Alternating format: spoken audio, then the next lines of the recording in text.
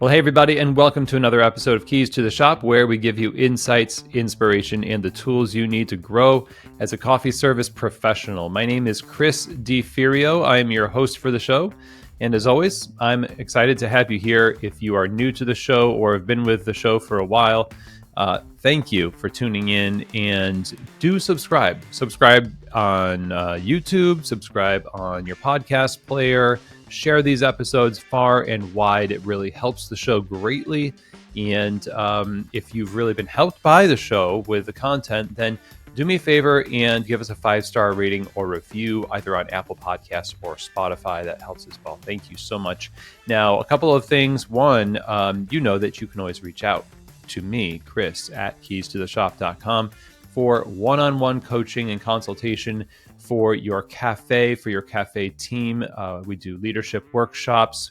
We also do training, as well as the one-on-one consultation to help coffee shops either start or existing shops become better.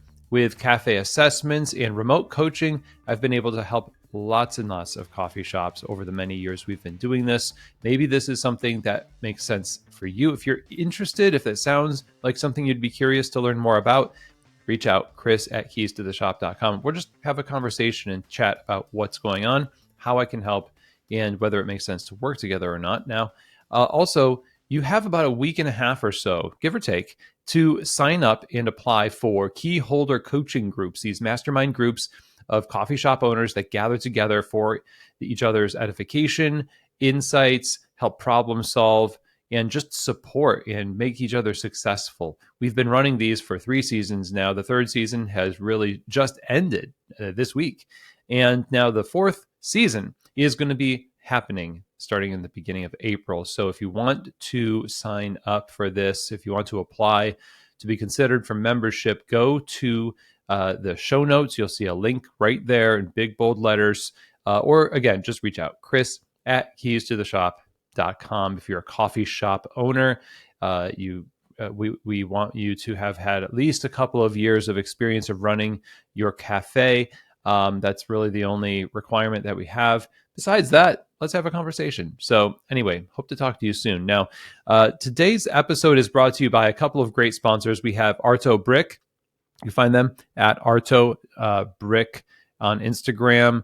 And Armin is a great guy. They run a wonderful family business in LA with tile and stonework. And of course, we've got the barista series from Pacific. That is the plant-based beverage standard, right? And so I think that we're going to have fun talking about them later in today's episode. But for right now, I want to introduce today's guest. And it is a returning guest, returning from ages of, I think it's been 7 years since Luke Adams, who is the editor-in-chief of Standart Magazine, has joined us on the show. Standart Magazine is a wonderful coffee magazine. It's more than a coffee magazine. It's a cultural digest. It's something that has curated content that connects people to the stories of the humans in coffee and other adjacent issues that surround coffee, using coffee as a means to have bigger conversations. And I am subscribed to the magazine. It is always fun to get this because it is very well put together, very well curated. The stories and the content are very enriching and sometimes challenging. So you've got some entertainment, you've got some enrichment, some edification, some challenge mixed in there. And over the years now, it's been 10 years since Standart has been producing this print magazine. What Luke would call slow journalism has led to a very thoughtful approach to topics that deserve a lot of thought. It's one of the things I really love about Standart, not the least of which, of course, is because they also send coffee with their magazine, and it's fun to get that coffee. So big fan of what they do. That's why we had them on the show all those years ago. But now Luke is back on the show because they've celebrated 10 years of Standart, and they've produced kind of a retrospective, a book, a special book with a collection of articles and some other goodies that Luke will talk about here in this episode. But beyond that, today, we're going to be talking to Luke about his perception of the industry and his insights into the narratives that are happening in the industry, a little bit of future forecasting of coffee, a little bit of retrospective, and a lot of deep diving into the movements of coffee and how they affect the people of coffee, baristas, owners, farmers, and everywhere in between. So this, just like the magazine, was a really enriching conversation, and I really appreciate Luke joining me again for this show. So let's get right to it. Here now is my conversation with the editor-in-chief of Standart Magazine, Luke Adams. Luke Adams, welcome back to Keys to the Shop. How are you? I'm well. Thanks for having me again. Of course, yeah. It's only been 7.5 years or so. Time flies, I suppose. And congratulations on 10 years of Standart. Oh, thank you. Thank you so much. What is the official 10-year anniversary, if I might ask? Oh, goodness me. That's a tough one. It would have been, well, from starting the company, it would have been, I think, late 2014, actually. So sort of November, December 2014. But then issue one Ah, was published in, I think, the second quarter of 2015. So it would be, depending on how you look at it, it's either now or a few months ago. so the original episode that we had you on was titled Standing for the Art of Coffee. And we talked a lot about the magazine. We talked about the point of it and the nuance it brings to the industry, the stories. And I really like the tagline of Standing for the Art of Coffee, especially in it's funny, if you have a channel on YouTube, you really want to get a lot of views, you do gear reviews, right? It's very Sure. Yeah. technological. But then there's an art to this that feels a little bit more satiating to the soul of the person who is in it.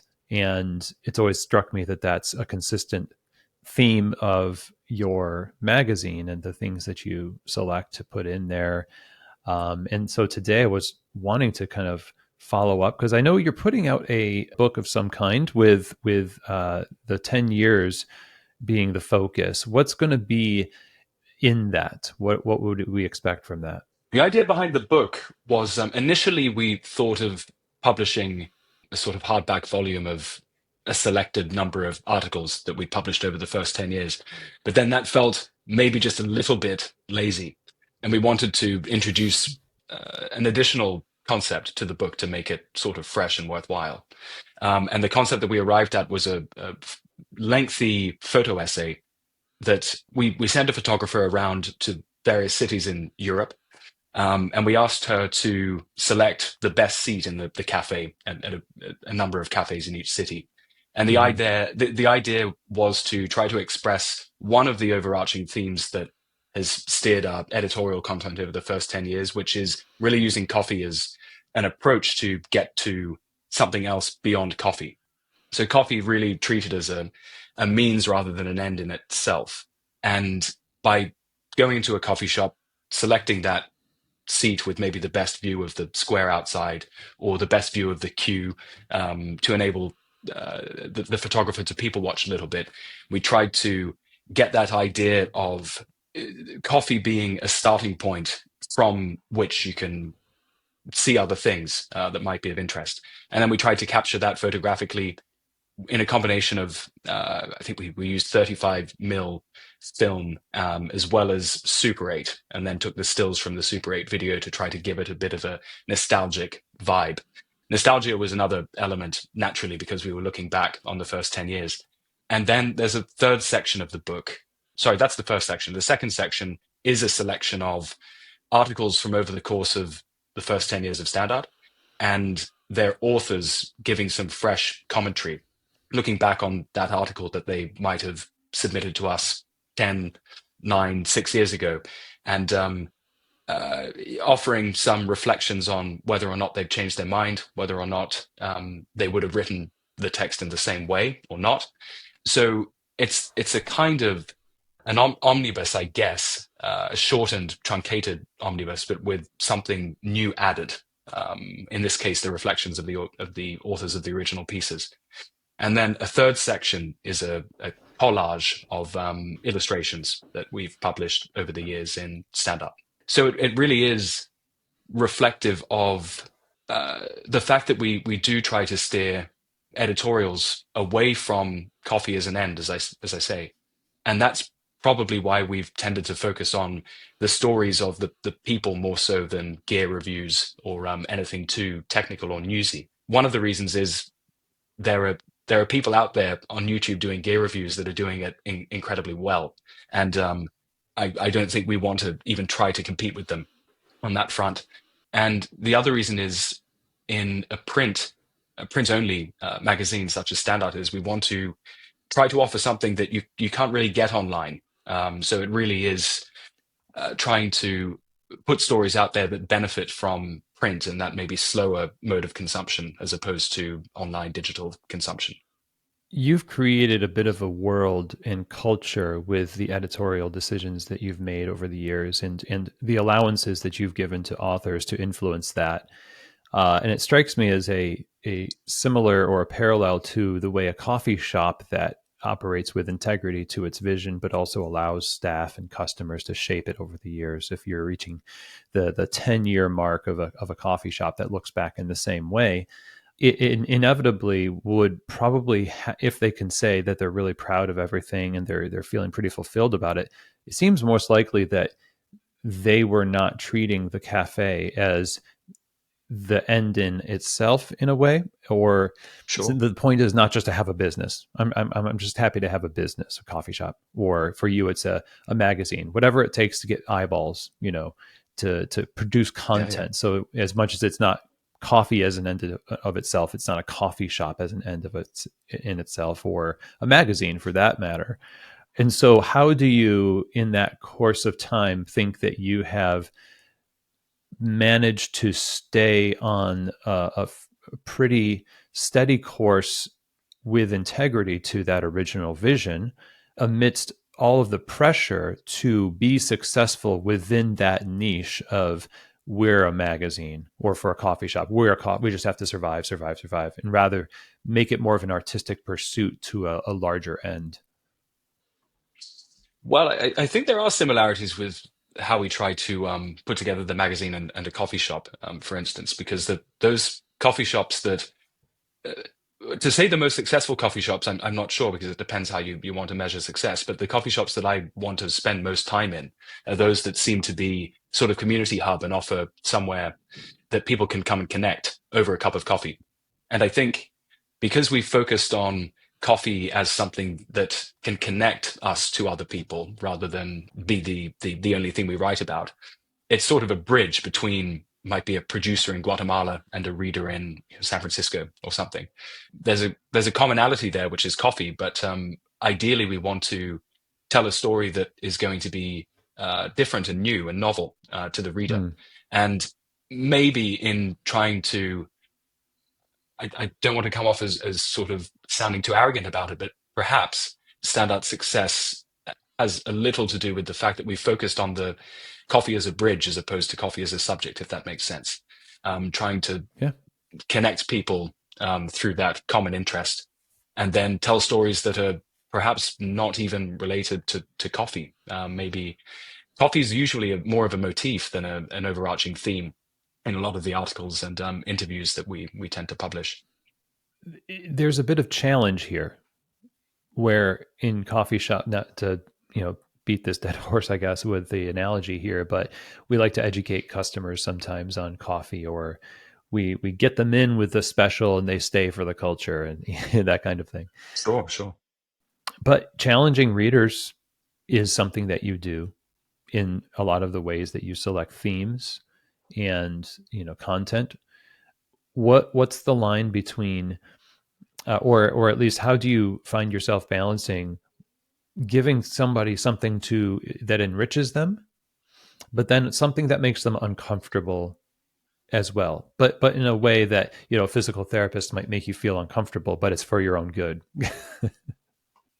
So yeah, there is a kind of pressure to try to find that balance because we have from time to time got feedback from readers to the effect of that was a little bit too challenging or too upsetting, and I really want to Well, feel rewarded and made to feel happy in reading this magazine. It's something of an escape for me, that kind of thing. So one piece that I can remember or a theme that we covered in one issue was history.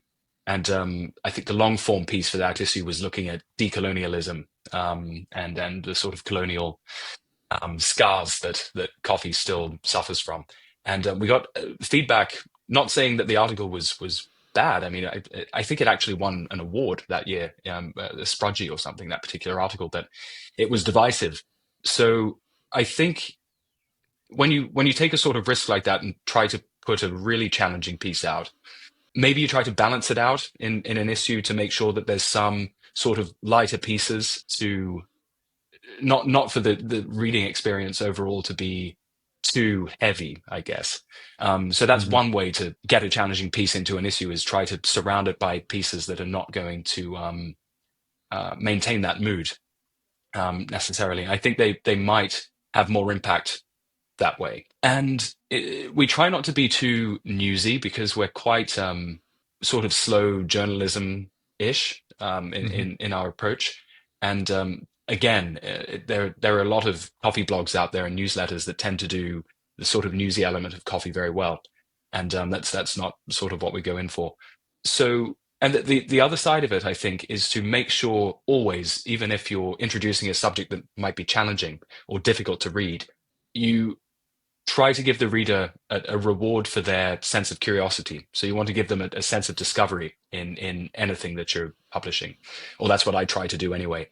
And when I'm looking at an early draft, say, or a submission or a pitch, I really try to identify a piece of information that a reader, having digested themselves, would like to sort of repeat to their friends at the pub later on. So something that was really a reward of their sense of curiosity, such that they want to, repeat that fact or repeat that finding, or even repeat that image that they Yeah, read in the piece. that makes sense. In just yesterday, I was listening to somebody talk about how to read the books that you have before buying new books, which is an issue for a lot of people who are into reading. And the idea was people like to have read a book, and sometimes So that prevents them from actually reading through the whole thing. And the idea that you're talking about reminds me of that, because then it sticks. It's an idea that sticks with somebody, and if you might have had a hard slog going through the decolonialization article, but at the end of it, it does feel maybe more informative than if you were just, you knew which kind of hand grinder to buy. It's not comfortable, but you have gone through it and maybe enriched yourself in a way that you wouldn't have chosen for yourself if not for the fact that you have a subscription to this magazine that offers you some things that are curated for that purpose. You are, of course, then throughout 10 years of Standart, you have access to a lot of different thoughts in the industry. You've yeah. curated this magazine and edited a lot of different think pieces. What to you feels like the standout theme of the last 10 years of, like, this is a big question, of the coffee Mm. industry as it relates to people who would consider themselves engaged in wanting to build a better coffee industry? What stands out as sort of the people like to use the word waves, but the movements that are happening that are significant enough to take note of? Sure. I think probably, well, actually, certainly the largest theme has been a move towards easier communication between producers and consumers. 10 years ago, there was no, I hadn't heard of anybody really, unless they were kind of a green buyer or had spent time in a producing country and had developed contacts there, reaching out to a coffee producer, asking about their coffee, who's going to be roasting it, where can I get it, I live here, and really the facilitation of that connection has been probably the biggest change. And a related theme to that we've covered a lot. It's unavoidable actually, is the empowerment, or the importance of the empowerment of the producer in a sustainable coffee sector. So those two are the real standout subjects, I think. In specifically the last one you mentioned, the empowerment of the producer, whenever we use this term empowering our baristas, for example, in the coffee shop, we love the word and we say we want to do it. but the practicality of it's a lot more complicated. And I'm curious if there has been anything that you've seen as been more promising than not, related to actual empowerment and what it means, like for the farmer, related to the supply chain. What does that look like based on what you've published thus far? I think it's the producers that perhaps have felt some success and have felt empowered to an extent that they didn't several years ago, that I know and speak to, really, they tend to say it's about access to information and education that they might not have had 10 years ago. And that might be SCA courses. It might just be a blog. It could be reading a newsletter, YouTube. All of these media on which they can find educational resources is something that comes up time and again from producers. So probably, yeah, I don't want to speak for producers. I can only sort of relate what they've told me, that's important to them in their own empowerment. Possibly at the consumer end, what we do need to look at pretty quickly is being willing to pay more for coffee. And we've been saying this for at least the last 10 years, and it's still pretty difficult. But I think there are some promising signs, particularly over the past couple of years. I mean, I live in London, so it's a big city, so maybe it's happening here before it's likely to happen elsewhere. But there are a few shops that are really offering, well, super high-end coffees in order to justify the price. But I think it's more the fact that by offering those super rare coffees at a cost maybe of four times what you might be used to paying at a coffee shop, it's easing people into the fact that coffee can actually be something worth spending money on. And I think that's always been a bottleneck for the industry. I mean, people talk about, oh, we need to pay farmers more, we need to do this and that, but if we're still only willing to pay, $3 for a coffee and no more, we're not going to Hmm. be able, where's the money going to come from? Well, here's where I'm curious: is the high end coffees offered as a means to justify the higher price, which in some way is great as a training mechanism, but in the cost of goods So, related categories, maybe it's no one's really paying, you know, percentage wise more than they would if they paid less for a lot not as high end coffee, for example. yeah, yeah. Is it helpful to ultimately keep high end coffee as the representative of high coffee prices? Or should we be celebrating and respecting what we would consider, air quotes, lower end coffees, the Weiwei Tenangos of the coffee world that could have, and this is just a little of my opinion, if we celebrated them a little bit more within our own culture to the customer, we could have justified COE prices for those coffees long ago, but we've kind of got a very narrow range of what we're willing to charge. And it has to be very expensive, rare coffees and funky processing methods. So Sure. are we due, and what is your opinion on this, to break out of this, like the gold bars of this little like high end coffee prison, to apply it to lower scoring coffees that are delicious to the consumer? Yeah, I think it is. I think we are due a change. I understand why we've been speaking about this for so long, and it's because so many coffee shops are really in business-wise quite a precarious situation most of the time, and you need to be cautious about how much you can charge for a cup of coffee, given your location, perhaps the clientele. And there was a cautiousness there not to price the coffee too much above chain coffee for so long. And I think this was something that people thought would allow people to be introduced to specialty coffee more easily and to make it more accessible.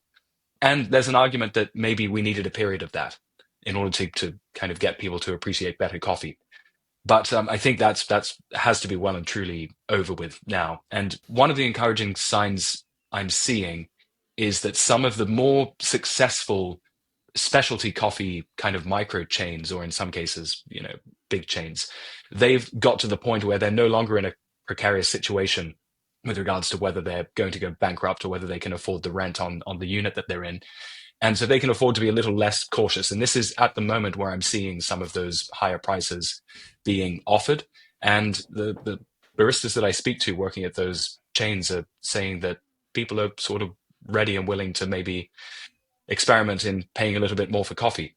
And they're also starting to charge at the bottom end more than certainly a Starbucks or a Costa or a Nero or one of those chains.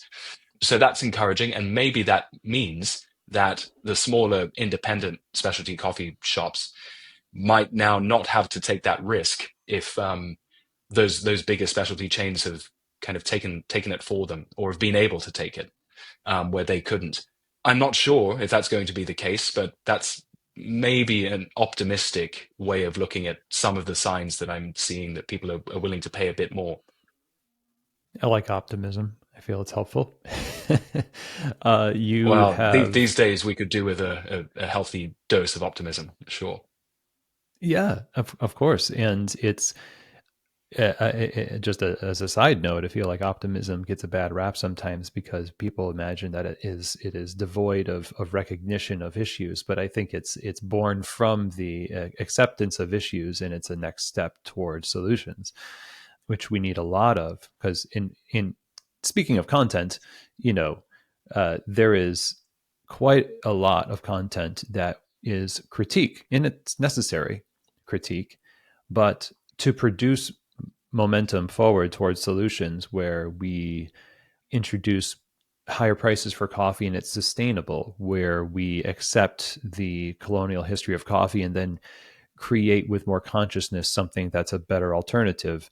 That's not the same as is simply complaining online, for example, which is why I like the idea of slow journalism. And it doesn't remove the emotion from it, but it seems to make the emotional response a little bit more of a tool for building rather than despair. Yeah, I think I tend to agree. It's a happy coincidence that we were sort of forced to go in for this slow journalism approach because of the nature of the publication being print only, and the nature of getting that out to an international readership simply takes time.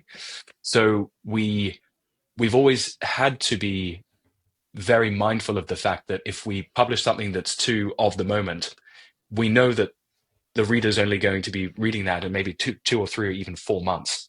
Hmm. So that has kind of forced our hand a little bit with regards to the approach, the slower approach. But it's also one that I think houses many benefits, such as not really engaging in the kind of meme-ish culture of online sort of debate, which I think tends to, first of all, those discussions I think come and go too quickly, so they don't allow you to get too deep into an issue because there's going to be another news story or something that's going to take your attention away, the next day or the next hour. And there's also the nature of those online debates tend not to be conducive to depth of conversation, but rather kind of hot takes and gotchas and this sort of thing. It's not a good way to explore an issue, I don't think. So perhaps in offering a slower take on some of these stories, it might offer something like a period of reflection that I hope is useful to continuing conversation and discussion on some of these subjects. But I don't know. Again, I'm being optimistic. I Yeah. hope that that's the case, but I can't be sure. Well, hey, everybody. We're going to be right back to our conversation with Luke. And I just wanted to take a second to talk to you, like I said, about our sponsors. Today, Arto Brick in LA, Armin and his brother Vod are running that. Their father started it many, many moons ago. And it was a family business dedicated to tile work and stonework, hard surfaces that make beautiful, unique spaces, whether that's residential or professional. And they've done many coffee shops. They've worked with many different architects to outfit these spaces so that they stand out. This is what we want for our coffee shops, right? We want to stand out in the materials we use matter. just like the coffee. I mean, the customer interacts with all of it, right? So Arto Brick on Instagram, at Arto Brick. You can see arto.com is their website, but best on Instagram to follow them and reach out to Armin. Armin was a past guest on the show as well, talked about the story of what they do. And, if you got a coffee shop project that is on the horizon and you really want to stand out and make it unique and beautiful, Arto Brick is in your corner. So check them out on Instagram at Arto Brick. Now, we're also sponsored today by our friends over at the Barista Series from Pacific. You can go to pacificfoodservice.com and get samples, try it for yourself. It stands up to the heat from steaming, produces great texture, keeps the flavor balance focused on coffee. It is made for baristas. It is a performance beverage. So the people judging that performance are people who have discerning palates, very fine-tuned skills. They know what they want. And that's why the product really is as good as it is. So check them out again at pacificfoodservice.com if you're looking for the best plant-based beverages to serve your customers. Check out the Barista Series from Pacific. So with that, let's get right back to our episode talking with Luke Adams. If people have stuck with your publication for 10 years, of course, that implies that they're 10 years older. And over time, people become, mostly more mature. And we would never have admitted it in the early years of our career, all the hubris and things like that. But later on, you're like, yeah, I was a little bit this way, or I was a little bit that way. And now I have a little bit more wisdom, so I can actually take what I've learned where I wanted to act on what I learned earlier. I didn't really have the means or the maturity to sustain my action to any meaningful end, but now I do. Similar to anybody who runs a business now, they they say I'm a completely different owner or a different barista, in fact. And I'm curious if you've seen a bit of a tide change in the way that the industry, represented by the people doing the articles for the magazine, view themselves over the years, whether you've been able to see some kind of a maturation of perspective in the way that people approach subjects, rather than maybe compared to the beginning, or even what you yourself have seen outside of the magazine in the industry, before the magazine. So I think well, this came up, of course, when we were putting together the anniversary book and asking the authors of those articles from years ago to reflect on those articles, what they said then, and whether they changed their opinion. And I think a sign of their maturation, I suppose, was I got a lot of commentary back from the authors saying, "Oh goodness, I'm so embarrassed that I seem to be so sure of myself on that point." That I really should have looked into this matter a little bit further, and I wish I'd sort of been or recognized my naivety a little more than I was willing to back then. And I think the other unfortunate kind of theme of those discussions with those authors was that nothing that they'd hoped would change has actually sort of changed. So they're really saying, "Oh, I wish, we're still in the same boat. This hasn't changed or hasn't changed enough." So that was a little bit upsetting, but I think embracing ignorance and embracing naivety a little more, and yeah, trying to being open to learning, and supporting others' openness to learning by being as transparent as you can with maybe what you're doing, and not gatekeeping. I think that's been something that's changed in the past 10 years. There have been a lot of efforts towards greater transparency and less gatekeeping on the part of coffee educators or people doing work across the supply chain. And well, that's been really, really nice. And I think that's been a hugely positive change. And well, a sign of maybe the maturation of the industry as a whole, as opposed to individuals within it.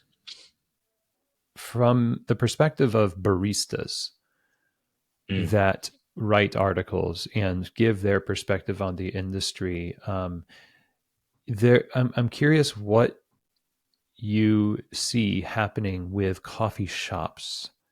With, this can be born from what you've seen of people who've written articles for Standart, or you live in London and there's a lot of, you can sense the direction an industry is going a lot if you live in a place like New York or even LA or London.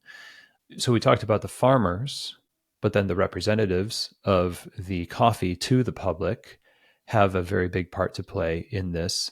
What does it look like now for the barista craft versus when Standart first started? Has it improved? Is it more professional? Is it less professional? What are your thoughts on that? I think it's much more professional, and I think the role of the barista as a kind of conduit between, let's say, the producer and the customer, as the dynamic has shifted a lot. Because I think 10 maybe slightly more than 10 years ago, say 10, 15 years ago, depending on where you live, the role of the barista in delivering information about the coffee was sort of barista led in a way. They were sort of Mm. telling the customer about the origin of the coffee or the particular coffee, whether the customer cared or not. And that was because specialty was newer. And I think those who were working as baristas in specialty cafes were really excited about sharing that knowledge and that the stories behind the coffee with customers. Now, I think coffee has been subsumed into a wider culture of sort of foodieism and people just caring more about where everything they consume comes from. And I think therefore now baristas are first of all expected to and often they are or they do have more experience and more to say about a particular coffee, particularly if you're offering a menu of 10 coffees. I mean, the baristas need to be trained up and willing and ready to offer some pretty in-depth information about a given coffee. And that is it's now an expectation that they have this information at the ready because the customer is actually asking for it. Whereas 10, 15 years ago, they could communicate what they chose to know about the coffee. So in that sense, I think the pressure on baristas is greater. And but I also think because of that pressure and customer interest, you might call it an increased professionalism, a wider role for the barista, which is not just about making coffee or pulling shots, but really educating and providing an experience, and often a learning experience for the customer. Yeah, the industry has kind of forced their hand, and if they self-starting barista would educate themselves and everything there. Not every owner, and this is maybe a message to owners out there that offers a Sure. 10 coffee menu, does the work to educate and train people to be successful in that. So it's a facilitation thing too that requires a professionalization of coffee shop ownership rather than an expensive hobby for a lot of people. Ends up being more or less that entered into with a lot of a little too quickly. And we've done a couple Sure. of episodes related to this, but the business of coffee, we had Maxwell Dashwood talking about the business of coffee on talking about Mm, the next, again with waves, we need to make profit, we need to be healthy, we need to be equipping and resourcing. And you bringing this up is perfect because the barista is under a lot of pressure because of all of the innovations that have happened and the yeah. menus expansion and options. So even more so, owners, let's let's step it up and really equip those baristas to be successful. Yes. Yeah. Um, Definitely. And one of the, well, this is not so much future looking, so I don't think I even need to call it pessimistic. It's just realistic. The fact that we pay our baristas as an industry so poorly would be that's something that I wish would look different now than it did 10 years ago. But most baristas in London, for instance, make minimum wage. And I think that's probably true of most of the US as well. And in two countries that are, you know, two of the richer countries on earth, that a role that has become rapidly more uh, professionalized, the fact that we're still paying baristas and happy to pay baristas minimum wage is absurd. So that's Yeah. something that may it would be a very, very welcome change, but perhaps also one that requires our being willing to pay those higher prices for coffee at the end, at the consumer end. And yeah, I'm not sure how else to Yeah. to get to a point where we can afford to offer careers in coffee that are rewarding, where people, don't have to live in a share house with five other people, or have absolutely no chance of ever owning a home. Yeah. These things are scary, and that's part of the. It's got to be part of the solution for the long-term success of the industry. I mean, people are not. We talk about new generations of producers moving away from coffee at the producing end of the supply chain.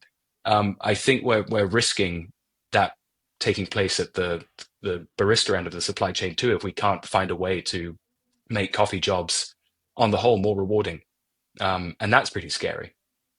Yes, I would agree there for sure. We do have, and the scary part to add to that is there's a lot of technological solutions that are there to cover up the issue itself of, well, we're not going to innovate ways to make that happen, but we will purchase a super automatic espresso machine to replace our workforce and Sure. not have to train them as much, and therefore we just need to stay in business. Back to the idea of, is the point for you just to stay in business, or is it the type of business that you're doing? And if it's the latter, then it seems like then you would innovate towards people and not away from people, and make that a reality, which kind of leads me to one of my final questions here, which is, you publish this magazine now that allows people to kind of be challenged, have a little bit more of a, meditate on an idea for a little bit, let it sink in. And that seems to indicate that there's more likely a chance that they would take action on a thing if they're presented with it. We all have a little bit of power to use to Sure. change Yeah. things as individuals. So, in the next 10 years, how do you hope people will read the magazine in in a way that will affect some of these changes, that will bring about action, versus passively reading and kind of forgetting? Well, I think one way that I hope to maybe facilitate a reading culture for among standout readers in 10 years would be to focus on what differentiates people more than what makes them similar when focusing on the stories of people whose lives coffee touches a great deal. I think just seeking for the commonality between people across very diverse lives kind of glosses over some of the ways in which coffee touches those people uniquely. And Hmm. there, so I think trying to really go deeper into the ways in which people across the supply chain are different rather than similar might offer a deeper understanding of life in different parts of the world and for different people involved in coffee. The other thing that I try to facilitate, and well, will continue to try to facilitate, is, as I say, that sense of a reward for curiosity on the part of the reader, and offering little facts or little tidbits or little stories or scenes or images that people want to repeat naturally. That's one of the limitations that we have with print only, is usually we're only having one reader per, copy. And we don't have maybe the same reach, or at least rapidity of reach that we do online. So trying to tell stories that people naturally want to speak about to their friends, and that drive conversation as a means of expanding that reach, and also, I guess, in facilitating conversation as opposed to online, quick commentary. So those are two ways that I will try to, or two ways that I hope will be able to continue the conversation in a positive direction over the next 10 years. Yeah. Well, it's been wonderful to see everything that you've been able to accomplish, you and the team there, and the contributing authors throughout these years have made, as anything that goes out, you have to have a little bit of faith that the ripple effect is more positive than you get wind of, with responses and emails saying how they Yeah, appreciate it. yeah, You put it out there, you're sowing the seed, and sometimes you don't see what comes back, but I can say I think that the quality speaks for itself, and the change is happening. And it takes a lot of people doing similar things to you. And I'm sure you've inspired a lot of conversations in the last 10 years and will many more. So I would invite you to kind of give us some direction on where we can go to subscribe to the magazine, and then stay tuned, especially for when, and or maybe this book has already come out and I just have forgotten, but how we can get our hands on that. Well, the book was slated to come out much earlier than it wound up coming out, owing to a number of logistical issues. But it is out, and it's for sale at standartmag.com. That's also the easiest way to subscribe and to learn a little bit more about the magazine. The other way is, as everybody knows, is Instagram. So our Instagram is, I think, at Standart Mag, and that's where you can, have a bit of a look and see if it's of interest and something you might like to explore further. Yeah. And well, thank you for saying those very, very kind things. It's yeah, it brought a smile to my face. So thank you. Excellent. Well, thank you, Luke, for joining us again on the show. I'd say let's do this again in another 7 years, but maybe it'll be before that. Perhaps. Yeah. Thank you again. I appreciate your insights here. Thanks for having me, Chris. All right. Well, I hope that you enjoyed that conversation. And I hope that this conversation and the way we were talking about thinking about things and writing about things has inspired you to continue your own conversations, to dwell on a subject for lengths of time, to push against kind of the memification of our thought processes, and contribute a lot of your own content and just thought to these issues, because not to use the phrase of this show, but you do have the keys to the shop or an issue, fill in the blank, whatever it is. When we are sat over a book and or a magazine reading about an issue, and it gives us pause, there's something magical that happens when we can't just click our way away from it, or we can't just immediately retweet or repost it.